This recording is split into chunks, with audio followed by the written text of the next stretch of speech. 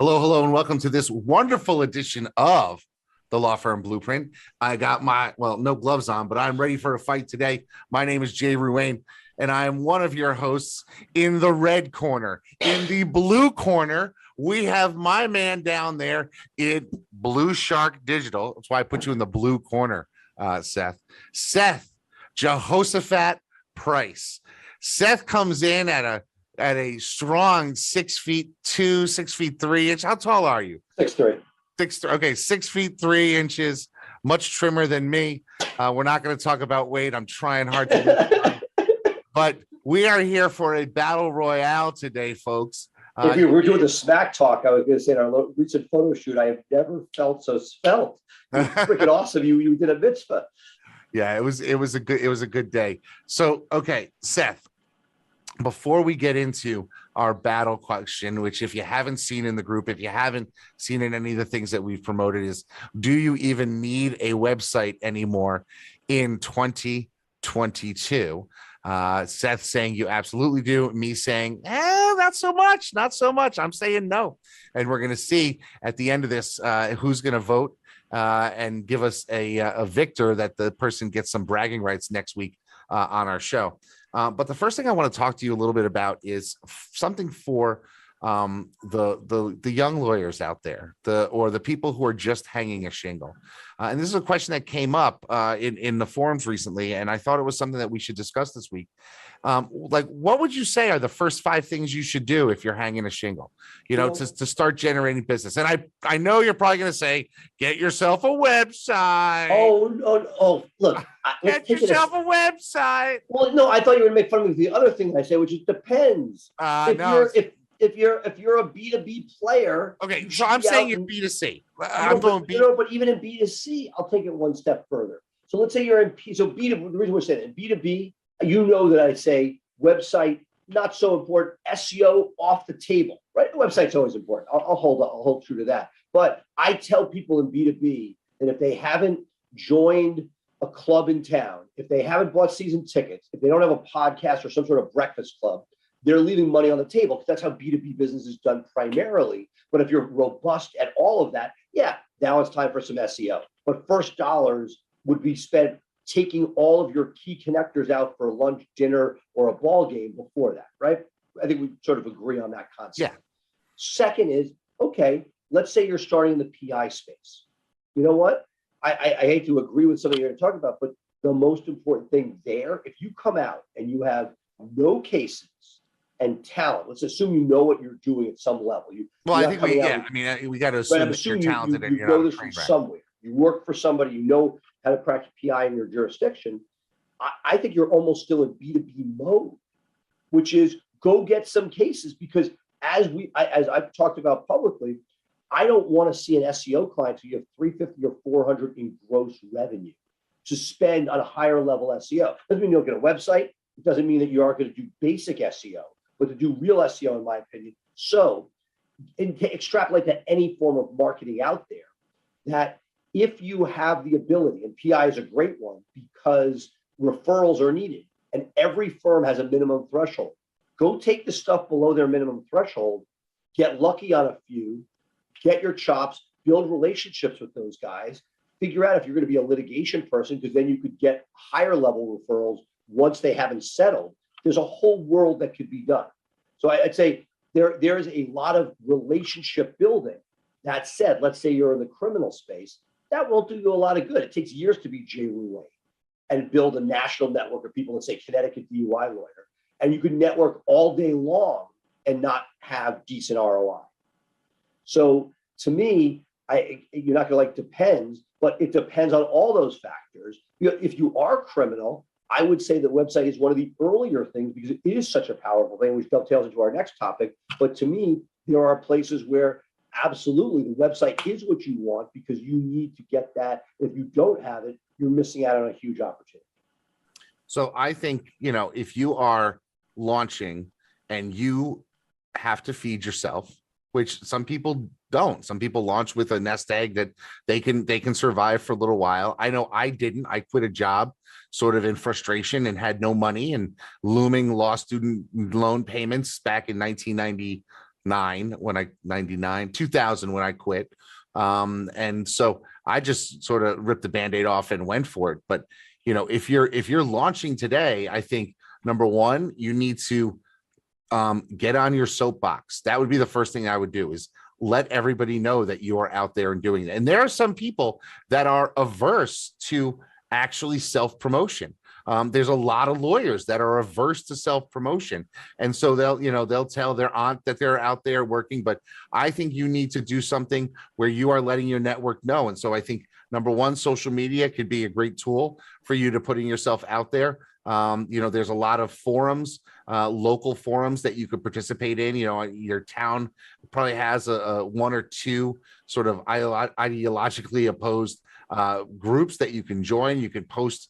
There are always people asking legal questions in those forums. And even if it's not your practice area, but you have some experience, or you can at least direct them, I think you need to start getting out there. And that's one of the hardest things for a lot of lawyers, is that they don't want to be seen like, oh, well, if I go asking people for business, it's going to look like I need business. I have no the shit, answer. you need business. No, of course, but I have the answer, because you know what? With all due respect, get a website. No. If you're putting yourself on social, yeah, you update your LinkedIn, great. People congratulate you. Maybe that's not going to make you money. Look, I got a really interesting story from a family friend, Wendy Spiro. She was a stand-up comedian, did some comedy writing, and she ended up writing a book. And she tells a story. It's a true story, because I remember living through it, that she was, it was high school or college, one of the two, she was selling knives. There was a high-end knife company out of like somewhere in the Midwest, let's say St. Louis. And she was selling knives, supposed to be door to door. And we lived in Manhattan, single mom. She was going door to door selling knives in the pre-gentrified New York, a little dubious. So what did she do? She went to her mom's extended circle that included my mom, and she sat down with each of these women and said, give me your best business advice. And each one to a T, and these were, to be fair, these were not business women. Most of these were stay-at-home moms. But to a T, every single one of them gave her business advice. And you know what they did after that? Bought knives. They bought some knives. And literally, she was the number one seller and was flown out to this town and got a huge trophy as their number one seller. I would argue that if somebody was just starting out, going to the circle, which I did when I started the firm. I was not a baby lawyer. I was, 10, 15 years out of law school when we started this. But when I went out, I took meetings. And especially, well, PI, they love you because you're a referral source to them. That's what they're thinking. But you also could be the referral. Who is not, as a established PI lawyer, not going to send a brand new kid a handful of cases? Some won't, but most will. So that's the first thing. In the criminal side, again, criminal lawyers are completely different in that they would eat their own young. And we've seen this from national organizations that have split in two. They can't have one good organization. We have to have two. But saying that with a smile. But the idea there, is that going to be as effective? No. But you never know where this stuff's coming from. And by going there, networking with people within your circle, what's one step off of criminal? What do you got? Immigration, family. What I'm saying is not just stand on a soapbox with like a social media post makes you feel good, but coffees, Zoom coffees that are now acceptable. I said this to somebody, you want to do this. Let's say somebody's thinking about starting their firm in 6 months. Okay. You're going to have 5 meetings a week for how many weeks is that? Let's say 30 weeks. If you could do that, let's say get to 400. That's 150 people. It could be a lot of freaking people. And so what I'm saying is the numbers add up quickly, because five a week, that's 20 a month, right? So it's 240 people in 6 months. Let's say you don't get it perfectly. That's 200 contacts, right? Each of those, an opportunity for a connect. So again, they tell two people, and they tell two people, and they tell two people. Right. So yes, the website not going to make you any money day one. I hate to already be on the down 5. I'm already on the ropes for the next conversation. I know. I'm going to come in with a knockout. Yeah, but I would say, look, I don't always take my own advice during COVID. A lot of people took their foot off the gas, but the podcast that we have, the opportunity, like I told you, finally, before we head to our next story, this group for Blue Shark wanted my attention. I get invited by an Indian outsourced company that I'm never going to use, but they wanted to give me their pitch. And rather than sending me a cold email that I get 40 of a day and 50 more on LinkedIn, they invited me to their podcasts. I'm like, okay. I was on their podcast, did their podcast, and next thing I know, I've been given, and it was a very valid proposition. I didn't end up doing business with them, but it was a full-on coin flip that if I had needed what they needed at that point, my internal was good enough, but they knew that if I wanted to, I could spend real money with them. And they got, just like a golf game, they got time exclusively with me with a very low barrier to entry. So I'm going to give a friend of the show some props here. You may be surprised. I want to give Craig Goldenfarb some props because Craig's got a really cool way of sort of encapsulating this idea. And he calls it his first responder analysis. And he says, if somebody's in an accident, who are the first responders that they talk to? They talk to the people in the ambulance, in the emergency room, in the fire department, maybe. And so what you need to do is identify your client and find out who their first responders are. Because if you can market not only to the client, but you can market to the first responders who they go to, you may be in a situation where you can influence those first responders to suggest you. And for criminal, like for example, for criminal, it's talk to the bail bondsman, let them know who you are, what kind of cases you want, develop those relationships. That's something that can work. I have a friend who I told this to, and he's been actively going after funeral directors and undertakers locally, having relationships with them. He does probate. And he says he's like, that's a great opportunity for him because nobody goes after that funeral home market. And guess what? Not only has it turned into probate work for him, but now he's getting mailbox money from cases that he got in 2-3 years ago for accidents where people were killed. And then they wound up and the funeral director says, well, he's not a PI lawyer, but he does probate. He can help you.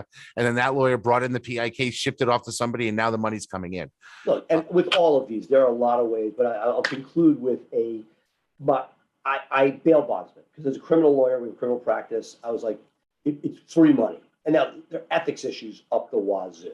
And I never played in that sandbox. There are people who have, it's illegal to have money going back and forth. I don't know what goes on, but I'll tell you the story. So one of my partners, I was like, okay, I probably listened to Jay many years ago. I got to get relationship with bail bondsmen. I don't have any, right? Everything I did was digital. So I grew up with bail bondsmen. So I was friendly with bail bondsmen and my friend's need for them long before I even became a lawyer. Understood. But my world had none.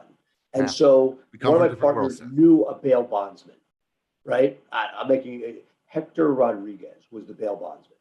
And he gave me an address by the courthouse with a row of the bail bondsmen. So I drive out to have a scheduled sit down with this guy. And I can't remember if I had it or if I was just trying to cold call on him, but I showed up at his place and I walk in and I sit down and I say, is Hector Rodriguez there? And I thought, and this was a little tiny box of a room. This guy came out. I thought he was going to kill me. It's the closest I've ever been to somebody. It turns out this was his arch rival that's been taking all his business. And I had transposed two numbers and went to the wrong tiny box. It was 10973 and I went to 37, whatever it was. And it was anyway. And after that, I'm like, you know what? There are things those are your peeps. They're not my peeps. I'm sure I could have made money, but I said, I'm going to leave the bail bondsman alone. It's not worth dying. And I went back to digital. Okay, well, you can have the digital. I'm a street guy. It's funny. I was out taking pictures last week for a video that we were doing, and I ran into a kid that I represented, 15, 16 years ago, and we must have talked for an hour on the street corner. At which point, cops came up a couple of times. We're like, "What are you guys doing here? Why is this big fat white guy, talking to a younger guy who looks like he might be dealing something?" And they drove by a few times. So then I had to go over and tell the cop to leave me and my client alone. We'll send you bail money so you don't need to go through. But see, that's the thing. Like, I you know what? Not for nothing. Lock me up for a week. I'll come out of there with so many clients. And I'll get a break from my 4 kids. It actually, but for the the demeaning, bend over and cough that you have to do when you get inspected going in, I might be able to take a week off and actually come out ahead. How do you know about this bend over thing? Well, they got to make sure that you have nothing, No, I know that, but how many times have you been through this process? I refuse to comment. I have an attorney who's told me not to talk about my misspent youth. Okay. So Seth, let's get to the matter at hand, which is, do you need a website in 2022? I am going to give you. You go first. I want you to go first on this. Okay. Here's my position. Now, a lot of people will say, Jay, you are crazy for saying that you do not need to have a website in 2022. However, I am not saying that you don't need to do some digital marketing. What I am saying is you don't need to spend your time and money and effort into writing out a 20-page blech website that most people do when they launch their website. It is, 5 to 20 pages of meh content that is not necessarily going to do anything. It's not providing any unique perspective. It is basically verbal diarrhea by a lawyer about the 10 different areas that they handle inside their niche. And, if it's a PI, it's we do medical malpractice, and they'll explain in one paragraph what it is. And then if it's criminal, it'll be like, let me tell you what assault is, what the DUI is, or trust in estates, what's a will, what's probate. And those websites tell us absolutely nothing about the person. And it's not going to rank. It's not going to get you anywhere. You're not going to rank highly for anything, because as I look, and I'm going to bring up on the screen some images as we're doing this so that I can show people. As I look right now, I am looking at a typical query of estate lawyer near me, right, on my screen. And in that screen, I have the Google local ads. Then I have 3 pay-per-click ads. Then I have the map pack. One of the listings in the map pack is an ad. And then I have the 3 others there. Then I have the people also ask box. Then I have 1, 2, 3, 4, 5, 6, 7, 8. I have 8 organic listings. All of them are directories, right? And then we go back to another pay-per-click ad and then related searches. So that is for the query estate lawyer near me. Now, beautiful picture up here in the LSAs. I've got a fan of the show, John Drapp, who does a great job with his LSA stuff. But that is what people are getting for their searches. Personal injury lawyer. Let me look at that one. I'll bring that one up. We get the point. Okay. So I mean, it's all directories. But they're 2 different things. One is like, should you just go paid search and have a landing page? Here's what I'm saying. If you are starting out, right, and here comes my body blow, it is better for you to take the time and attention that you would write for shit copy and developing a bland website, and make sure that you have gotten all of your citations correct using something like Bright Local or Moz or Local or White Spark or one of those things, and make sure that you have that.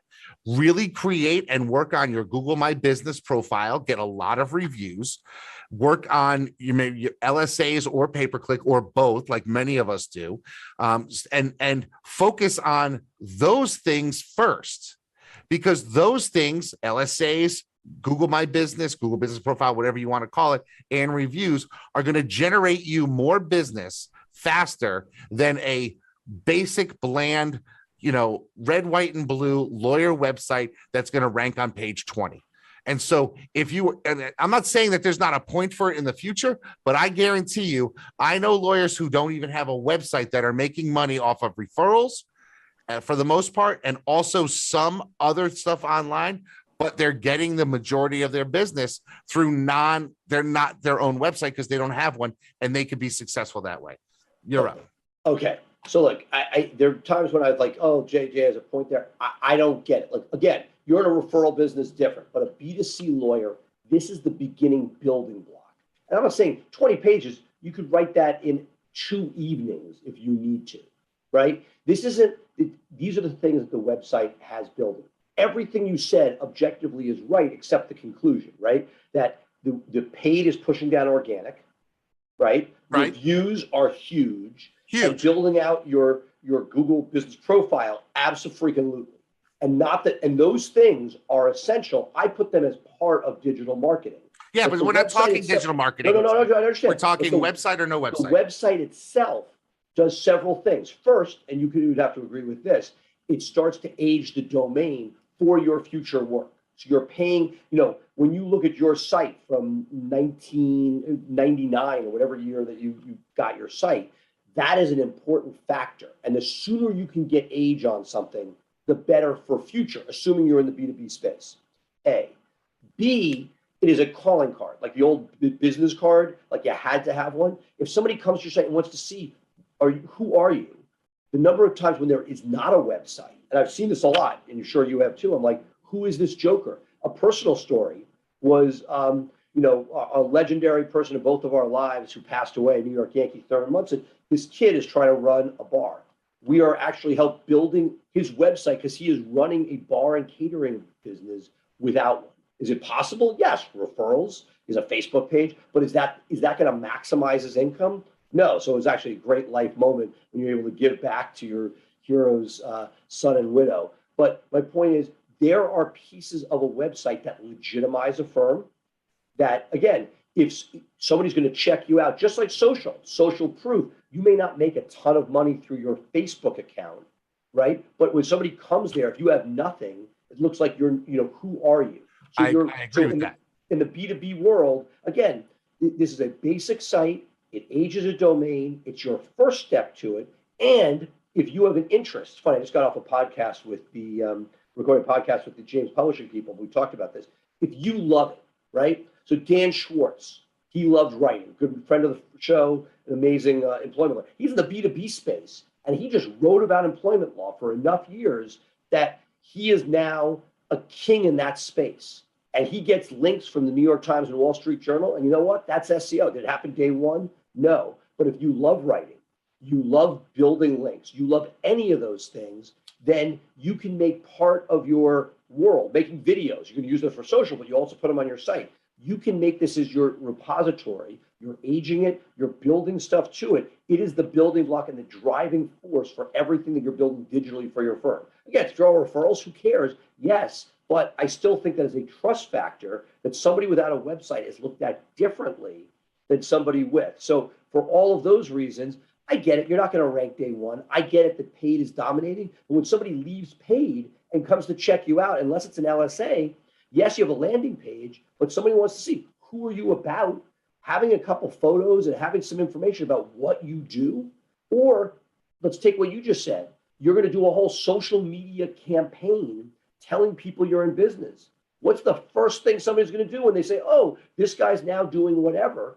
It goes there. Trust in a yeah. So I'm gonna push back on that, because I think in 2022, people aren't going to necessarily go to your website to see what you're going to do. They're going to read your reviews. Because that is a better definition of who you are to people, is how other people classify and categorize. Once they know what you are doing and that you can do. Right. And what I'm saying is, if you, I'm not saying no digital footprint. I'm not saying don't be online. I'm saying if you're going to build a website, don't build a shit website, because it's useless to you. It is basically, it's like placing an ad in the yellow pages now. If it's never going to rank, it's why waste your money? Take that time and effort, put it into cultivating reviews, be on the LSAs, make sure you're ranking on the map pack. I got a question for you about the map pack. I have more reviews than everybody in a town, and yet I've got 100 and something reviews for one of my listings, but I'm not ranking in the 3-pack, and a person with 7, 30, and 25 reviews are in the map pack. So I got to wonder why that. Likely they are viewing the authority of that location for those people. It's a tertiary location for you, I assume. Yeah, it's a brand new location. Right. And just like there's a sandbox for websites, there's a sandbox for LSA for Google Business Profiles. Okay, so let's talk about this. So there's a sandbox for website. That's another reason why maybe you don't need to bother, because if Google's goal is to keep people on Google and not necessarily on other websites, why not utilize everything that Google has to offer, like LSA? Look, let me be clear. I don't disagree that you should build out your Google Business Profile. I don't disagree you should go hard on reviews. What you're saying is you shouldn't build a website. I'm saying, look, we talk about this. You know my saying about hires, a new hire for a new position. very often it's not the first person that sticks, the second person that sticks, it's the third person that sticks. But if you tell yourself that, you'll never hire somebody in the first place. Right. I look at websites similarly. I built my first websites with a guy, it was a $50 a month templated website. I bought every bell and whistle this guy had till I was spending $500 a month for the $50 website because I bought all of his upsells.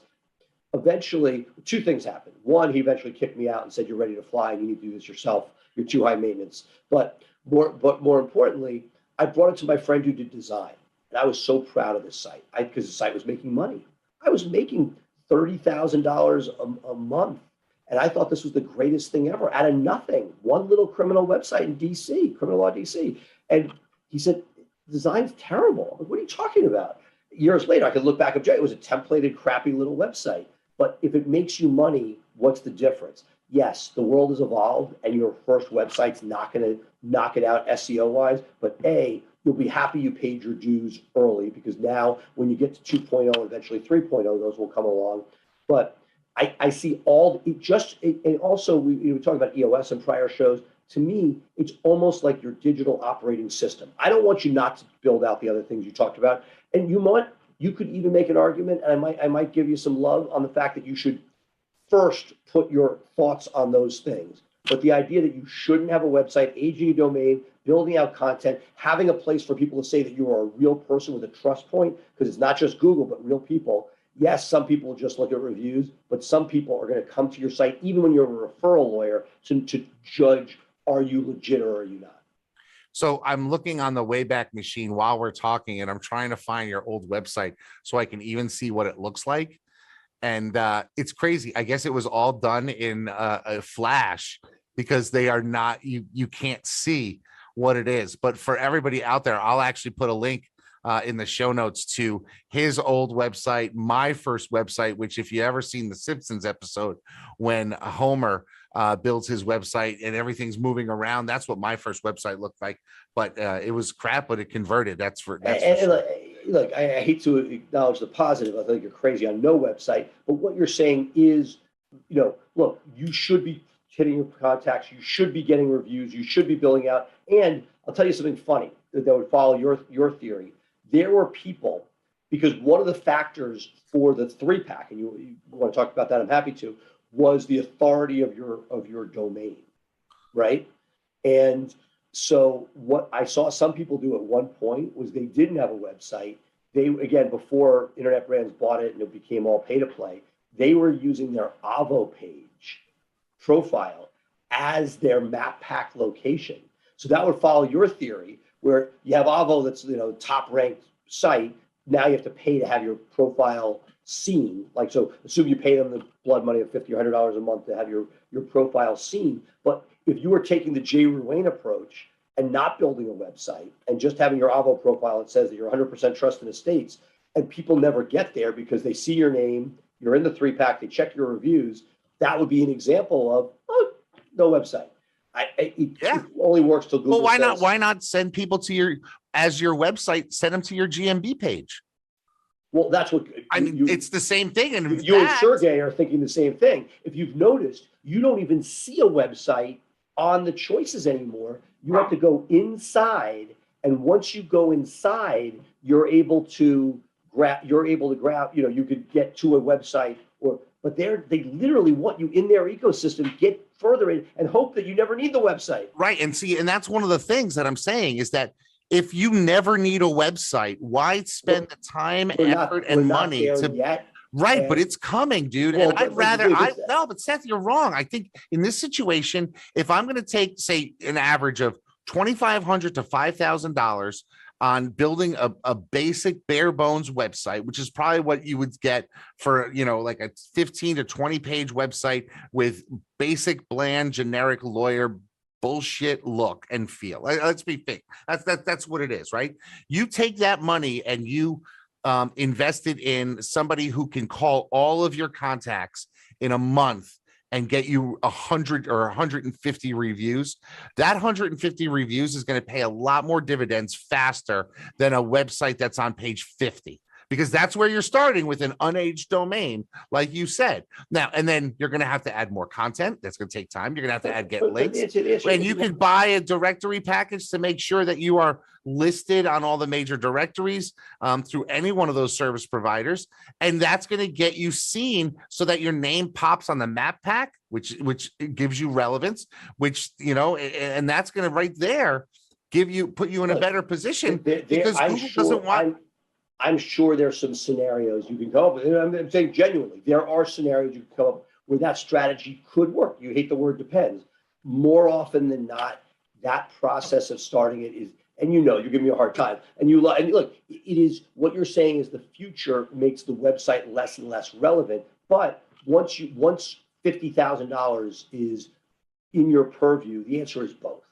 It's not. Well, but see, here's the thing, and this is the thing that you know, there's that old quote: 50% of my marketing is working. I just don't know which 50%, right? But I can remember talking to lawyers early on in my career who were like, we want to be everywhere. I want to be in the phone book. I want to be on the wristbands at the local clubs. I want to be on the back of the church bulletin. I want to be on the Little League field. And they're spending an inordinate amount of money on things that don't necessarily have a return. I saw somebody crowing this week that his name flashed on the digital display at a local high school football game. He was up for 30 seconds. Now, I guarantee you that is not necessarily generating an appreciable return.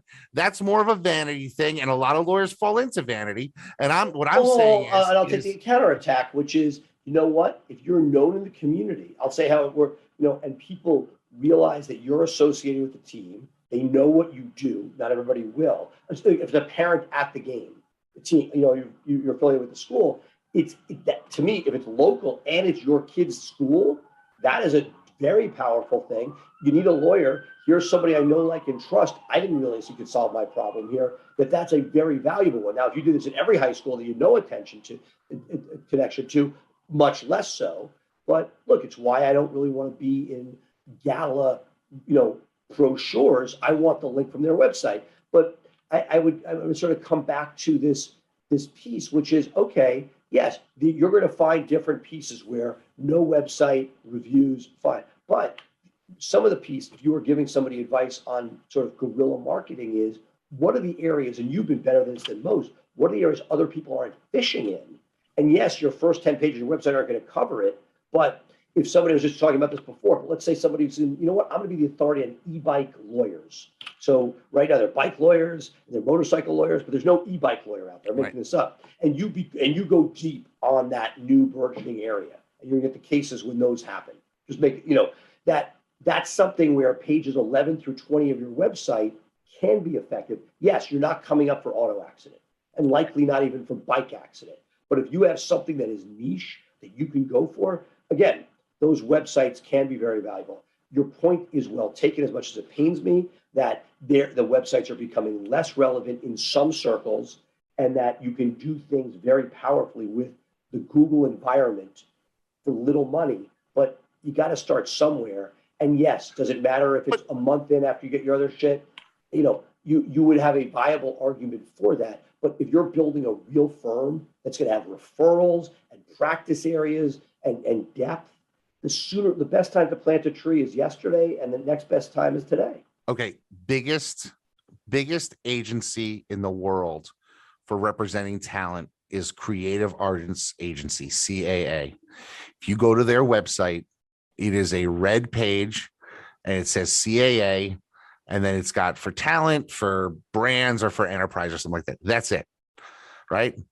They built their entire business model, and they are the behemoth, the Godzilla, whatever you want to call it, in that industry. They didn't build it off a website. They built it off of relationships. And lawyers, as we know, generally build most of their practices off of relationships, even because think about it. You may get somebody off of digital. I'm sure this has happened to you. You got them off digital for their first case. They came back to you because of the relationship for cases 2, 3, 4, and 5, right?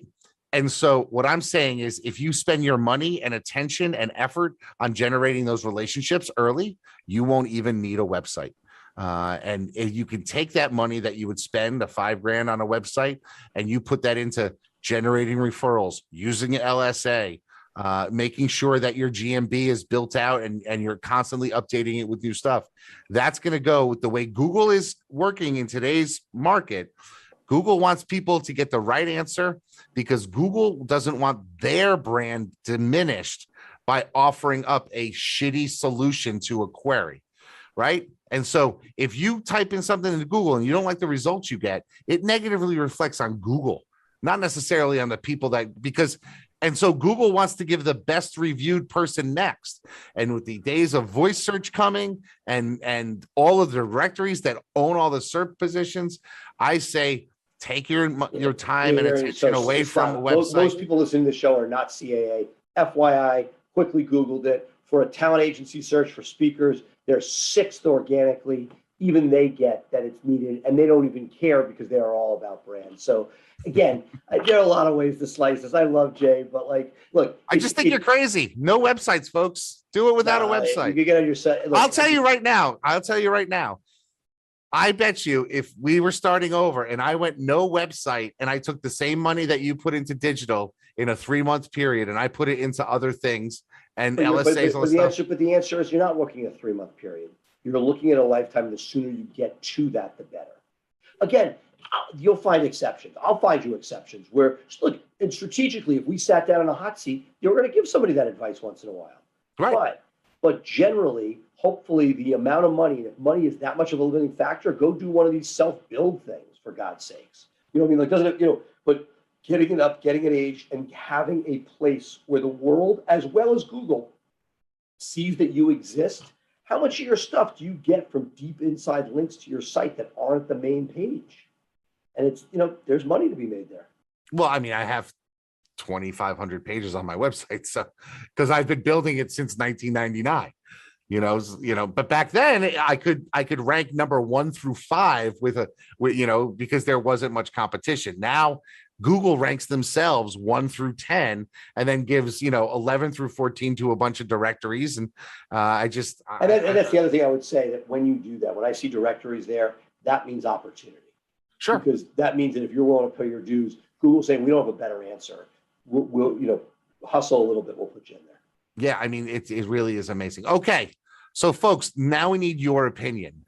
Based on everything that you've heard, is it possible, probable, likely, offensive to you to launch without a website, to try to practice and generate money without having a website? Or are you a diehard, I need a website when I launch my practice or closely thereafter? What side do you come down on in this argument? So if you like, for me, make sure you leave me some comments down there. Give me a little heart for me, because I think I'm going to need the heart. If you're on Seth's side, give us a thumbs up in the comments so that we know which side of the equation that you fall on. And listen, this way I know who to send my holiday cards to. All those heart people will get a nice holiday card from me, and I'll tell everybody with the thumbs up that's taking Seth's side over there, they can pound sand. So, okay, Seth, that leads me to my last question of the day. And this is something that I just wanted to throw out there to you, is that I was talking to another lawyer recently who has more hair than both of us, but it's shockingly white, a little older lawyer. And they are approaching 60, and they were lamenting that they have virtually no business. They have a middling website. They put it up. They did nothing to it. They haven't done any SEO, adding content to it in years. It just sort of sat there as like an online brochure, right? So, and I said to them, look, I don't know if you're going to be able to turn that website into something, in enough time for you to generate any real return on it. But what's your biggest problem? And they said that what they realized is that they were getting all of their referrals from lawyers that were 10 to 15 years older than them, who were pushing work down to them. And now those lawyers have retired. And what I wanted to talk about little is, how can existing lawyers now sort of flip it and start looking for referrals from younger lawyers, and do things like that in order to future-proof themselves, so that when they hit 60, if they're still working, their business isn't drying up because they've relied on referrals and they haven't gone anywhere. Do you have any recommendations? Well, look, I think it's for a me and my longer team? conversation that we will continue, but I'm going to answer this specific one for now and tell you that I have seen that in particular, and we've talked about historically, Jay, you and I on the show over the years, we have talked about the idea that there's a generation that doesn't know how to do, like the people come to you say, I can't make a buck. And I, as an SEO, don't always really want, I say to somebody, are you going to add associates? And if the answer is no, I don't really want that person to invest in SEO, right? Meaning, and there's a point where their intake isn't probably great. They're not going to invest the time and effort into it, and they don't want to expand. So all of this is a recipe for disaster. But something that I have seen as a truism, and particularly my law partner does like federal cases, like white collar type stuff. And we went out, and when we started, we were like, oh, we should go shoot for the moon and try to network with these top guys. And there's always a history of somebody who clicks with one guy and makes a buck. But what I saw generally is that you rise with the people of your generation. Again, I'm generalizing. I'm sure that there'll be stories that people have otherwise, but that it is much, much harder for you to break into that generation. And that in a way, what's happened is that guy's generation that was doing all the referrals back and forth, and you've talked about this a bunch, as they phase out, this guy's on an island, right? Everybody else is like, I'm done. So I think that I am not as, again, I want to network with everybody. I want everybody to like me to a fault, you know that. But I would say that the most effective networking I have seen from afar, not talking about myself, but watching others, are the people that bond together. They lunch together, they play poker together, they go to conferences together. They are genuinely compatriots, and that they move up from their different stages of life. You know, I just pulled a hamstring, so I'm not part of that middle-aged group. I was at Elton John. I've checked every box for that 50 You to might 90. be older than middle age, Seth. I may be, but it was a tennis injury. But my point is that yes, you can network with younger guys and get a single referral piece. That's possible. But the really great sort of like, you know, where you're getting not a one-off, but a meaningful piece are people, we talk about people you know, like, if you can actually create a circle that you like and build and grow old together, that group, until they stop practicing, I think is the most effective way, rather than cherry picking. Again, everybody has their models. We talked at the beginning of the show about a junior guy coming up through the ranks, but you know what? That referral relationship where they send you that stuff is only as good until the first time he sees an ad for you when you build a website and you compete and you take a client from them. Those small cases are gone. And I started my firm as a more mature place.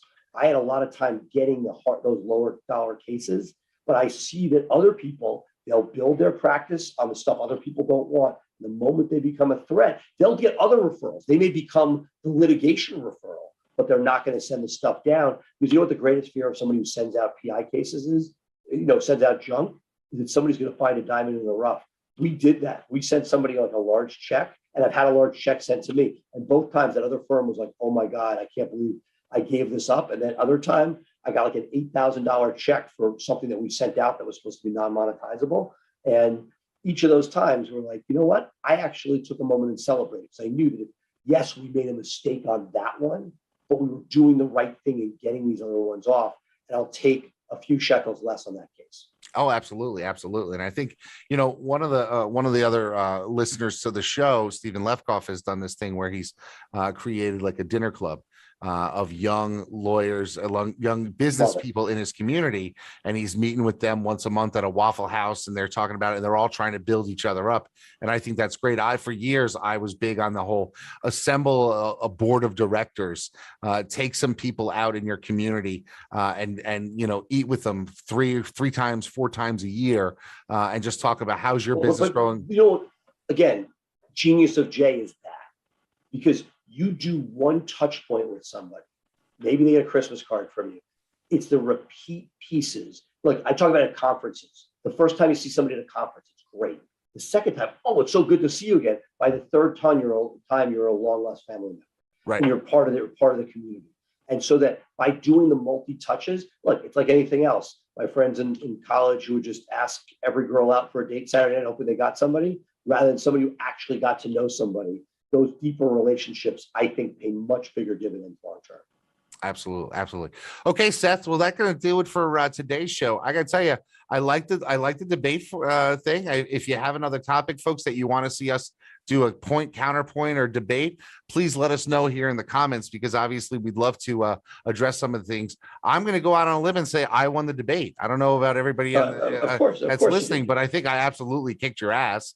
I mean, that's just I obvious. can say we're different. No, I'm the bantamweight. We have different Yeah, different categories. weight divisions. Yeah, I'm like Butterbean. I can make it through one round of 1 minute.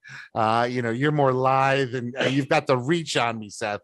But it's gonna This take was a lot to a knock lot me of down. fun. And like the concept, I appreciate, and I think that every time you come up with these cockamamie ideas, I love the fact that it makes me think and question because we shouldn't stay absolute. I know you got on a soapbox because it makes good podcasting, and at some level, I know you genuinely believe a lot of this stuff. But the idea that we are constantly pushing back against the norms, I think, is huge. Cool. All right, folks, that's going to do it for us this week here on the Law Firm Blueprint. As always, if you want to catch up with us, you can watch us live every week, 3 p.m. Eastern, 12 p.m. Pacific. And that will allow you to follow our show, our live show, like we just did right now. But of course, if you want to take us on the go, be sure to subscribe to our podcast, available on Apple Podcasts, Google Podcasts, Spotify, wherever you get your podcast. You can catch a on-demand version of this show every week. Of course, we'd love to see you again. Please give us your comments down below. Let us know who won today's debate and also let us know what other topics you want to see in future shows. That's it for now. Any final words, Seth? No, I'll see you soon. All right, I'll see you soon. Go nurse those wounds. I'm sure we can put a little towel around you and you can drink some water because I see you're sitting back and a little disheveled from the ass kicking you just got. So that's going to do it for us. Bye for now.